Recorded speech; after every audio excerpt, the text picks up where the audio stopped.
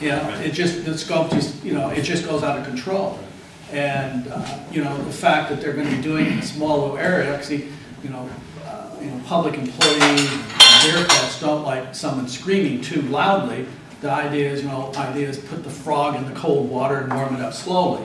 So, you know, it just seems like it's going to be, you know, a very slow process, but eventually get to a point where it'll be almost impossible to expand your house or even maybe even remodel it someday in the future, let alone build it. He's just the engineer. So those are all concerns that we've been expressing to the state board for the last 8 years on that program. And now it's been adopted, so we'll have to figure out how to make it work. Yes. Water and crap goes downhill. Not to play off the words. What is the source of all this? In other words, I guess a lot of us are hitting around the same issue. California is becoming increasingly more non-competitive, both in business and living. And this is just another nail in the coffin, as it were. Where do you go in this whole flow to get some of these things changed? It seems like, you know, they all come down, regulations from on high, and we peons are then left to cope with it. What's the source? One of the source, I guess, is coming from the EPA. You know, it's being directed from Washington. So it's a down. federal thing. Yeah. And it's been just kind of pushed down. I guess we're holding the last stick. Well, that's a good one. So in essence, for even though it's just California, for California to get more competitive, we got to go back to the EPA and say, let us off the hook? Or is California got separate requirements? Because California is noted to ignoring the federal levels and becoming much more strict on most things. Yeah, and last year, just so, I'm getting a little off track here. There is the Phase 2 municipal permit. It's one of the NPDES permits that the state board is doing. The cities here on the peninsula and Monterey County, though not the city of Salinas, has a permit that we're working on, our municipal permit. We have a permit from the State Water Board to operate our storm drain systems, the one that we built. What happened when the Clean Water Act came out, they said, you know, we want to make sure that what's coming out of these, well, what's coming out of your storm drain is clean enough that it's not going to have some, you know, awful impact or effect downstream. So they are telling us that we need to do these certain specific things in order to maintain compliance with our permit, if that makes sense. So this is the So here's State the Water bar. Resource Board is, for all practical purposes, the one you got to be on. Yes, yep. And just so you know, that's another program that is currently open for public comment. So I'm going to try and, if there's like 2 things I could get you to remember when you leave here, because there's all kinds of conversation.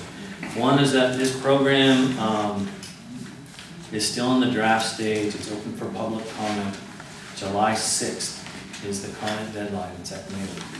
So feel free to submit a comment. There's information I can tell you about it right at the end of this thing before you guys kick me out of here. I will tell you how to do that. And this sign-up sheet, I brought this along too. If you have, if you can just give me your email address, and that's all I need. You don't need any other information really. But if I can read your email address, I'll send you something that looks like this, that really has, it's useful only that it has links to these different programs, and so it has all the information you need on each one of them. And again, the other thing is that it's not just a stormwater program. There's not just one stormwater program that the state does. There's, you know, a dozen on these pages right here. So they're all different programs. They're run by different people, different offices. It's complicated. Wow. So, if I can see I'm already 15 minutes over. But if I can run through this quickly, I'll just point out just what the different things. What? forget whether I said it, but one of the reasons I wanted to talk about this one is because it's really going to impact the property owners most directly.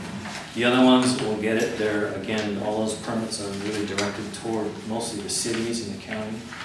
And we'll end up having, I'm sure, at some point to pass on what we have to do. We'll have to find ways to fund that.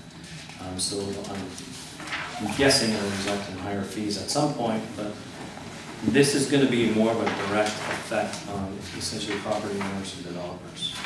So I'm going to go back to my notes on page 1 of 10. It kind of talks about just the overall, what is a regulated project, and we discussed that a little bit, so I'm not going to dwell on it too much longer. When, on page 2 at the bottom, what they've done is they've established performance requirements.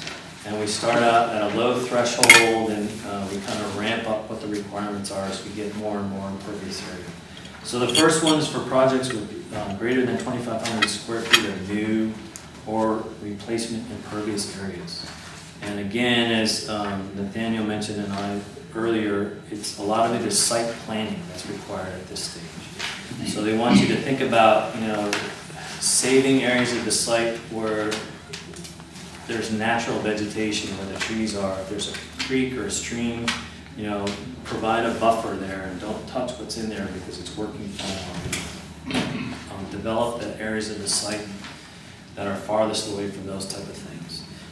One of the things that counts too is instead of, for your roof leaders, instead of running them out straight to the drain in the street, have them go out into the lawn. Can water your grass, can water your gardens, things like that. Again, it's going to give runoff a chance to get into the ground. It's going to reduce the volume that goes off your site, and it's going to have to work. On page 3, the next level is for projects for greater than 5,000 square feet of impervious area. And so as you go along there, they want you to actually provide some treatment of stormwater runoff when you have 5,000 square feet or greater of new or replacement impervious area. There's a little drawing on the side. This is similar to what Nathaniel was talking about a few minutes ago, where you can, like in this one, if you had parking on either sides of this, you could do, normally the way we used to design them back in the old days, you would have a parking island and then runoff would grade away from the parking island. Now we're trying to flip it so that runoff drains into the parking island.